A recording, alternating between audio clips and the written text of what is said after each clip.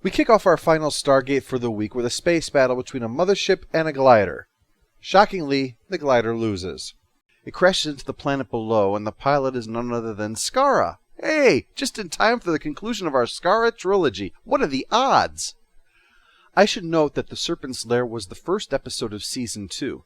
Pretense is more than halfway through Season 3, so quite a long time to wonder what's happened to our old buddy. Season 3 also saw the resolution of Shari, Daniel's wife, so this was clearly a case of clearing the decks. Resolve all those old plots before things get kind of ridiculous in how much we've stretched them out. And speaking of ridiculous, an unscheduled wormhole has shown up in the SGC, resulting in... Hold fire! Morse was on deep cover assignment. We'll not lose him now. Not to friendly fire! The cat was a gift to one of the Tollana, the rare human civilization that actually became more advanced than us rather than being held back because of what the Goa'uld did. One of the things they can do is they have technology that allows you to pass through solid matter. So lucky thing they came in peace. SG-1 helped save them, but there was a bit of a personality issue, and long story short, O'Neill kind of resents that for all they've done for the Tollana, they won't share any of their advanced technology with us. Which, given what you saw in our last episode, we probably could use. Noreen's here to request that SG-1 come to their world for Triad, which has nothing to do with the Chinese mafia. It's some kind of version of a trial that they have. That's when they learn about Skaara, which again is a bit of a surprise for our hero since it's been a year and a half since they heard anything about him. Especially odd considering, spoiler coming in 3, 2, 1, Apophis had become basically irrelevant during that time, and then had a comeback so that he was relevant again. So this was a really unexpected development. They probably all but written him off by now. They show up to find the new planets looking pretty good, and the people doing quite well considering that they had their butts pulled out of the fire by SG-1. They get down to explaining how this whole thing works. Skaara and Chlorel both claim that the body is rightfully theirs. To settle this, Triad has been called, with each of them calling an Archon to represent their interests. A third party will also be involved, one neutral to both groups, and after examining all the evidence and both sides making arguments, the three will vote on who is right.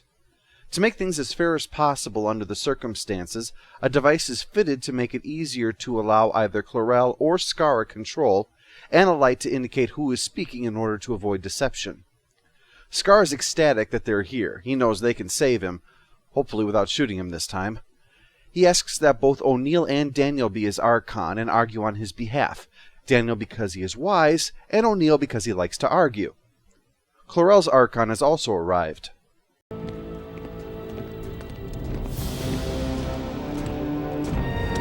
Well, looks like I finally found something even sillier than powdered wigs for a lawyer to wear. This is Zipikna, but I shall call him Lord Strawhead, or variations thereof, because if you wear that on your first day of school, that's going to happen to you. O'Neill's a bit miffed about not being told a Goa'uld would be here, plus the fact that the Tollana disabled their weapons without informing them ahead of time. The Tollana just take for granted that their ways are right and never think to mention this stuff. It's an arrogance that could bite them in the ass if they're not careful. Our technology detects and disables any form of weaponry. Huh? What about a knife? Would it stop being sharp? Would bows no longer bend? Would brass knuckles turn into candy? Would a rattlesnake become a baby rattle? I mean, these people would handle a zombie apocalypse even worse than a nursery. Anyway, the third member of Triad is Laya, of the Nox, which O'Neill thinks is a boost for their side, but Daniel is convinced they shouldn't bank on that. The Nox are very even-handed. They'd previously stopped SG-1 from killing Apophis, so they're probably here because Laya can be completely impartial. Damn it, where is a crooked judge when we need one? Body, therefore, we must establish right of priority over the body. To whom does it belong? Ostensibly the one to whom it was born. Yeah, nice sentiment and 100% agreed, but this is one time when you don't want to buck the rules or be snarky. People as uptight as the Tollana probably won't take that too well. Sincerity will go a lot further. I was born to this body, free of the demon Chlorel. He stole my body. On Abydos, I would have married, had children. Let's all go to the lobby. Let's all go to the lobby. Grown old and died. Goa'uld took more than my body. He stole my life. See, that wins over the Queen of the Flower Children more than being a wise ass. Captain Featherhead argues that they are slaves of Apophis. Ra was overthrown, so he received control of Abydos, so all of those people became his property. Therefore, he had every right to take Skaara. And that the same way that the people of Abydos keep animals for food and beasts of burden, well, the Goa'uld have the right to use their bodies as they please. O'Neill retorts, this time it's actually his turn to do so, that humans are intelligent and self-aware beings, not animals. But this leads to a lot of nitpicking. The upshot should really be that, regardless of what measure one uses, there's nothing to prove that a Goa'uld is a superior life form. Their technology level is less than that of the Tollana, who are undeniably as human as Skaara is. So, that is no measure of that. And physically, how can they be superior if they cannot survive outside of a host body? And as far as intelligence goes, I offer the following as proof. When Skaara speaks of the horrible things that he has witnessed his body doing and being unable to stop it, the host witnesses nothing, since nothing of the host survives. if that were true, we wouldn't be arguing this right now. Pull your straw head out of your ass, doofus. While this is going on, Carter and Teal'c have been following the Jaffa around. See, the reason Chlorel came here in the first place was his ship was being pursued by the forces of and he knew that the Tollana weapons are powerful enough to shoot down even a mothership, which it did. 2 of them, actually. The Jaffa are now doing something near the guns, and they think it's to disable them so that the Goa'uld can invade without being blown up. Carter tries to explain this to Noreen, but it takes a while because he's convinced this whole meeting is really about him getting a chance to get into her pants. She finally gets through to him that she thinks these weapons are being tampered with, even though that's supposed to be impossible, and a check of them shows no sign of tampering or anything else, and the lady in charge is quite haughty about the whole thing. She's convinced that any Goa'uld attack is futile. Even if they somehow manage to take out one gun, which they can't, the rest would destroy the attacker immediately, and taking them all out at once is folly. That's the interesting part about this situation. The Goa'uld take human hosts and justify it because they are arrogant enough to presume that they have the right due to their superiority, a superiority that cannot be in any way demonstrated. Yet the Tollana are just as arrogant, just as convinced of their own superiority that they can't believe a Goa'uld could ever be a threat to them. And that's a weakness that will likely be their undoing. Our technology is superior in every way to theirs, and to yours. I don't know. I think even we are more advanced in the shirt collar department than you. You seem to be at the hefty bag stage of development. What's more, she tells them to leave this be, or else they'll be removed from representing Skaara, which will likely end badly for him. That's a bit of a pickle for O'Neill. Clearly he has no love for these people because they're arrogant and ungrateful, and he desperately wants to help Skaara, but he doesn't want to see these people suffer because their leaders are dicks. I mean, much like humanity would have suffered because of guys like Colonel Samuels. And he also knows that those who survive would probably give Goa'uld technology rather than be exterminated, so that would make their enemies even stronger. It's a difficult position, but O'Neill seems to have no choice. But I don't see a choice here. See? Teal'c doesn't agree, though. He doesn't trust the Goa'uld, and he doesn't trust Tollana arrogance will protect them from death raining from the sky. But O'Neill is clear. Don't interfere with the Triad, and don't interfere with these weapons. So Teal'c nods, and then does both at the same time. He sees Laia about it, and explains his theory, and asks her help. Teal'c, you are a strong warrior, but I am of the Nox. If you've learned anything of us, you've learned that we defend ourselves through illusion and mastery of the mind. Yeah, you're a space hippie, we know. But can you still flower child an answer out of this?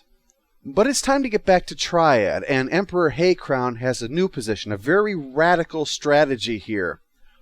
I shall concede that the person this Triad legally recognizes as having presented a plea, has spoken to us many times, and whom I've directed questions to and received answers from on more than one occasion, actually exists. Okay, you got me. I didn't expect you to complicate matters by bringing up easily demonstrated facts. I must salute your unorthodox strategy. Next up, he will concede that there is, in fact, such a thing as up. However, that means that no matter what happens, Skaara is alive. But if Chlorel is removed, Chlorel will die. And since the Tollana have no death penalty, then removing Chlorel would be a crime against their own laws. But Jack and Daniel argue that life as a slave is no life at all. Tok'ra can put him in another host for all I care. Who, Colonel? Perhaps you would volunteer? Oops. There goes the sympathy with the judge. The only worst misstep is a mothership showing up in orbit out of the blue. My vessel comes in anticipation of our victory in Triad. Nice. Very believable. Well, it's time for the verdict. The humans obviously vote for the human, the Goa'uld for the Goa'uld, so of course it's up to Laia.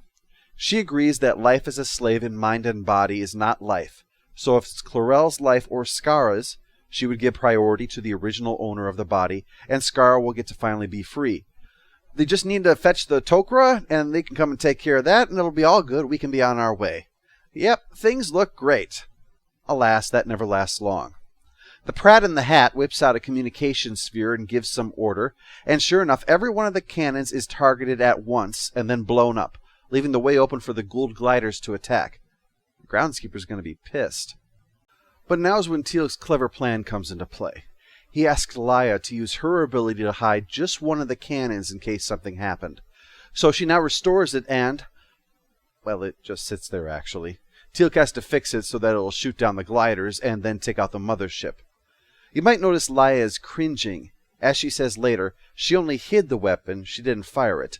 But it does skirt kind of close to the pacifist line that the Nox have, enough to make her uncomfortable, certainly.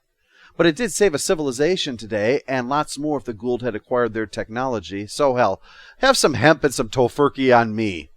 So how about giving us the plans to build one of those ion cannons? We promise to not use it for evil or anything like that.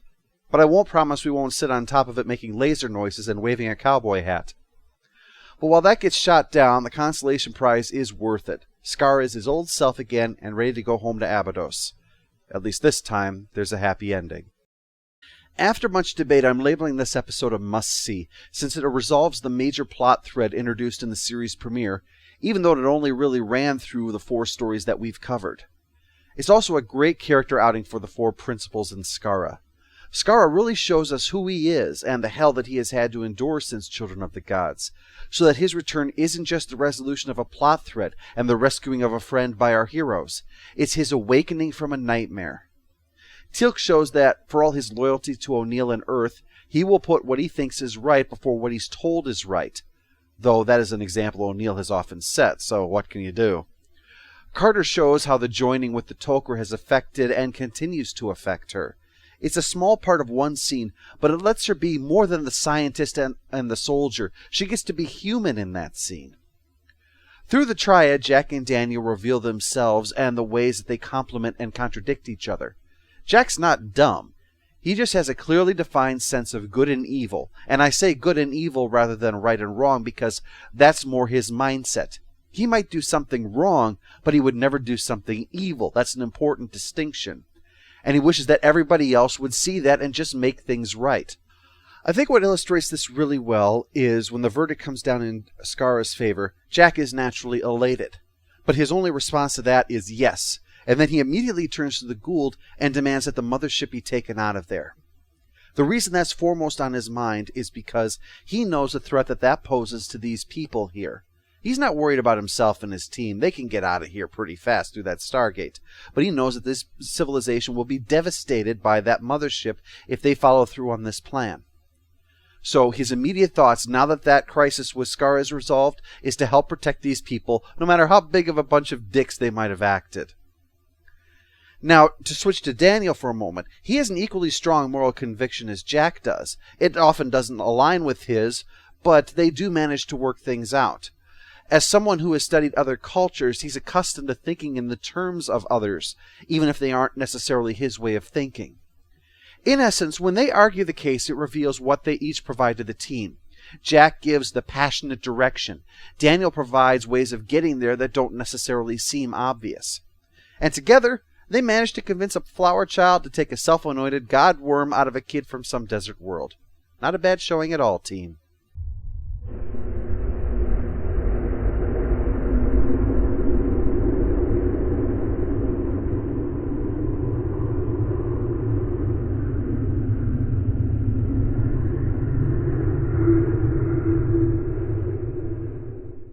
All hail the Overlord! All hail the Overlord! You disregarded my warnings.